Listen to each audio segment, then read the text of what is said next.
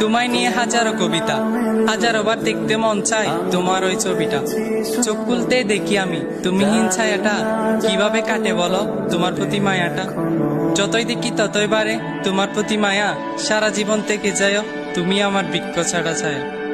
ভোরের আলোয় তুমি আমার হাজার সূর্যের কিরণ, আমার জীবনে তোমার জন্য নেই কোনো বারণ।